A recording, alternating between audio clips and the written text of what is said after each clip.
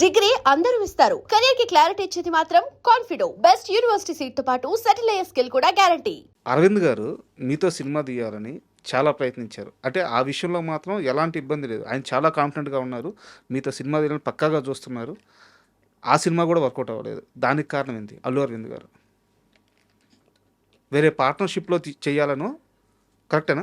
అల్లు అరవింద్ గారి దగ్గర నుంచి ఫోన్ వచ్చింది. అల్లు అరవింద్ గారు కాదు, అశ్విని దత్ గారి దగ్గర నుంచి ఫోన్ వచ్చింది. ఓకే. వాళ్ళిద్దరు పార్ట్నర్‌షిప్పా? వాళ్ళిద్దరు పార్ట్నర్షిప్. హ్మ్. అశ్విని దత్ గారు ఫోన్ చేశారు, అమ్మ ఇలాగా ఒకసారి కలవాలి రా అని. ఓ రాధా దృశ్యం పెళ్ళి టైంలో.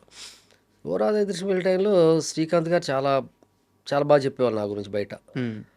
మేబీ దానివల్లే జరిగి ఉండొచ్చు. శ్రీకాంత్ గారు చిరంజీవి గారికి వాళ్ళకి షో చేశారు ప్రసాద్ ల్యాబ్లో. చూసి పాటలు ఎవరు ఏంటి అంటే అంత డైరెక్టరు బాగా బాగా ఆలోచిస్తాడు అన్నట్టుగా చెప్పారు అని తెలిసింది నాకు తర్వాత. హ్మ్. అప్పుడు అశ్విని గారు పిలిచారు.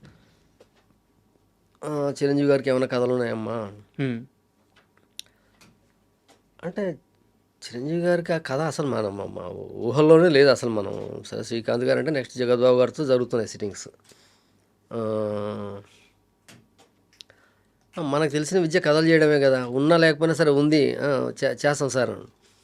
ప్రభాస్తో కూడా చేయాలమ్మా, ప్రభాస్కి ఏదన్నా అంటే నాకు ముందు ప్రభాస్ ఎక్కువ కనెక్ట్ అయ్యాడు. హ్మ్. ప్రభాస్కి చెబుదాం కదా, చిరంజీవి గారికి ఒక కథ చెబుదాం అని చిన్నపిల్లాడుతానో మరి ఏంటో తెలియదు. చిరంజీవి గారికి చెప్పేసి వెంటనే ప్రభాస్కి చేసి ఇలాగా చేద్దామని వచ్చాం. ఆ తర్వాత రోజు అరవింద్ గారు పిలిచారు, సార్ అందరివాడి ప్లేస్లో సినిమా చేయాలి. ఓకే. అందరివాడు సీన్ వైట్లా నేనా అని ఒక జరుగుతోంది. జరుగుతున్న టైంలో సరే అది అయిపోయి అది సీన్ వైట్లకి వెళ్ళిపోయింది. హ్మ్. వెళ్ళిపోయాక అరవింద్ గారు ఏమన్నారంటే, నువ్వు మా బ్యానర్కి ఒక సినిమా చెయ్యి, శ్రీకాంత్ గారు ప్రభుదేవ ఇలాగా హిందీలో ఢమాలో సినిమాదేదో ఢమాలో ఏదో గోపాలరావు గారు అమ్మాయి సినిమాని హిందీలో చేశారు. హ్మ్. దాని టైటిల్ ఏదో గుర్తు రావట్లేదు. ఆ సినిమా నేను చూశాను. ఆ సినిమాని చేయాలని నేను ట్రై చేస్తున్నా. చాలా సూపర్ కన్ఫ్యూజన్ కామెడీ, సార్ ఎక్స్ట్రాడినరీగా ఉంటుంది సినిమా. అరే భలే ఉంది ఈ సినిమాని చేద్దాం తెలుగులో, ఎలా చేద్దామని శ్రీకాంత్ వేణు ఇలాగ ఏదో అనుకుంటుంటే ఈయన కరెక్ట్గా ఆ సినిమా చెప్పారు. ఈయన చెప్పంగానే అరే భలే కుదిరేసిందని, సార్ నేను కూడా ఇదే అనుకుంటున్నాను చేద్దామండి అని. అంత కథ అది జరుగుతోంది. ఇంకా సడన్గా ఆ ప్రాజెక్టు క్యాన్సిల్ అయింది. ఎందుకు క్యాన్సిల్ అయింది అన్నది నాకు ఎవరేం చెప్పట్లేదు. అది తర్వాత నాకు తెలిసింది ఏంటంటే, కేవాసు గారు గోపాలరావు గారు అమ్మాయి డైరెక్టర్, ఆయన చేయటం వల్ల ఆయన నేను చేస్తాను ఈ సినిమా, ఆయనే ఆ సినిమా డైరెక్టర్ చేసుకుంటానంటే, సరే వీళ్ళు చేయాలనుకుంటున్నారు కదా ఆ సినిమా. సో మళ్ళీ ఇంకొక ఇప్పుడు నాకు రావటం వల్ల ఏంటంటే ఈ కథ పోద్ది వాళ్ళకి, ఈ కథ నచ్చింది వాళ్ళకి. వేణు శ్రీకాంత్ కాంబినేషన్ బాగుంది. అవును. శ్రీకాంత్ ప్రభుదేవ ఈ కాంబినేషన్ పోద్ది అని వాళ్ళు ఆ సినిమాకి వెళ్ళిపోయారు. సార్ ఆ కాంబినేషన్కి వెళ్ళిపోయారు, వాసు గారి కాంబినేషన్కి. వాళ్ళు యాజ్ ఇట్ ఈజ్గా చేశారు. ప్రకాష్ రాజు వాళ్ళని పెట్టి వాళ్ళు చేశారు. ఇంకా ఆ టైంలో అలా మిస్ అయిపోయింది ఆ సినిమా. అండ్ దేనికైనా రెడీ విషయానికి వస్తే సార్, కమర్షియల్గా మాట్లాడంటే ఆ రోజుల్లో ఇప్పటి టైర్ 1 స్టార్స్ రైజింగ్ టైం అది. వాళ్ళందరూ కొట్టే మార్కెట్ షేర్ ఎంత అయితే ఉందో ఆ రోజుల్లో ఆ సినిమా 30 చిల్లర గ్రాస్.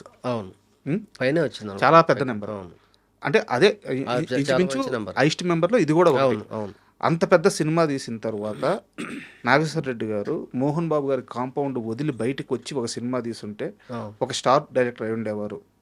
నెంబర్స్ మారిపోయి ఉండేవి. ఎందుకు మీరు మోహన్ బాబు గారి కాంపౌండ్ వదిలి బయటికి రాలేకపోయారు?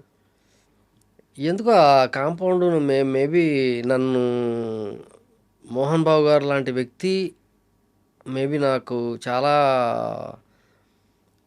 ఇష్టపడ్డారు. ఆయన నాకు చాలా రెస్పెక్ట్ ఇచ్చారు, వాల్యూ ఇచ్చారు. పెద్ద కాంపౌండ్. ఇంకొకటి, బయటికి వెళ్ళి నువ్వు సినిమా చేయకూడదని ఆయన అనలేదు. బయట సినిమాలు చేసుకోమ్మా అన్నారు. అప్పుడే బెల్లంకొండ సురేష్ గారి సినిమా బాలకృష్ణ గారి కాంబినేషన్లో చేద్దామని ఇది కూడా అప్పుడే వచ్చింది. అది అవ్వక బెల్లంకొండ సురేష్ గారు ఆయనే నిర్మాతగా మనోజ్తో చేద్దాం అనుకున్నాం. ఉమ్, అది అవ్వక వాళ్ళ అబ్బాయి హీరోగా సినిమా చేయాల్సి రావడం, ఆయన అటు వెళ్ళిపోవడం, నేను కరెంటు తీగ మళ్ళీ మోహన్ బాబు గారి కంపెనీలో చేయాల్సి రావడం జరిగింది. కరెంటు తీగ ఎప్పుడైతే అక్కడ కమిట్ అయ్యానో, అంటే దేనికైనా రెడీ రన్నింగ్లోనే వాళ్ళు అడ్వాన్స్ ఇచ్చారు నాకు. ఓకే. నేను అడ్వాన్స్ వెనక్కి ఇచ్చేసి బయటకు వచ్చి సినిమా చేస్తుంటే అప్పుడు నేను రవితేజ సినిమా ఉమ్, మేబీ చేసి ఉండేవాడిని. అది జరిగేది ఆ టైం. ఉమ్, కరెక్ట్గా ఆయన చేయాలనుకున్నారు, నేను చేయాలని, అంటే ఈజీగా అయిపోయేది టైం. సార్. ఆ టైం ఈజీగా అయిపోయే టైం అది. కథ కూడా కుదిరేది. కోన వెంకట్, గోపి, రవి అందరూ ఉన్నారు. ఖచ్చితంగా కథ సెట్ చేసేవాళ్ళు. 100% అయిపోయేది. కరెంటు తీగకి నేను అడ్వాన్స్ తీసుకోవటం వల్ల ఉమ్, 1 year వెయిట్ చేయాల్సి వచ్చింది ఆ కాంపౌండ్లో. మనోజ్ ఒక రెండు సినిమాలు అలాగా వాళ్ళు ఆ కాంపౌండ్లో, మోహన్ బాబు గారు వాళ్ళ ఫ్యామిలీ అంతా ఒక సినిమా, ఇట్లాగా సినిమాలు పడ్డాయి. వాళ్ళ సినిమాలు జరిగాయి, కానీ నేను అనుకుంటున్న కథ అక్కడ జరగల, ఉమ్, లేట్ అయిపోయింది.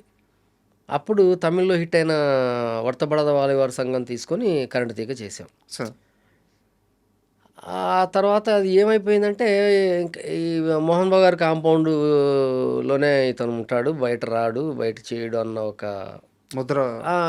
అనుకుంటారుగా మామూలుగా. ఉమ్, అనుకొని లైట్ తీసుకున్నారు నన్ను. ఉమ్, ఇంకా ఓకేలే, వాళ్ళు అలా ఉంటాడు, కనిపించడం ఓకే, నువ్వు అంత మోహన్ బాబు గారి కంపెనీ కదా అన్నట్టుగా అయిపోయింది. ఉమ్, బట్ అలా ఏం లేదు. వాళ్ళు బాగా, మోహన్ బాబు గారు నాకు చాలా ఇష్టం. చాలా చాలా బాగా చూసుకుంటాడు ఆయన. హాస్పిటాలిటీ, ఆయన ఇచ్చే వాల్యూ కానీ చాలా ఇదిగా ఉంటుంది. అలా ఒక కాంపౌండ్కి అవ్వాలని కాదు, కానీ అనుకోకుండా జరిగిపోయింది. అయితే నేను మళ్ళీ అదే అడుగుతున్నాను సార్. ఆ కాంపౌండ్తో మీకు ఇంచుమించు చాలా సంవత్సరాల ప్రయాణం ఉంది. 14 years. అన్ని సంవత్సరాల ప్రయాణం ఉంది. సో ఆ మనుషుల గురించి, ఆ కుటుంబం గురించి బయట కొంతమంది పనిగట్టుకొని మాట్లాడే మాటలు మీరు వినుంటారు. అవును. సో కానీ వాళ్ళ ఆతిథ్యాన్ని వాళ్ళని తగ్గించి చూసిన మనిషి మీరు మాట్లాడితే వాళ్ళ విలువ తెలుస్తుంది, వాళ్ళ స్థాయి తెలుస్తుంది, వాళ్ళ గుణం తెలుస్తుంది.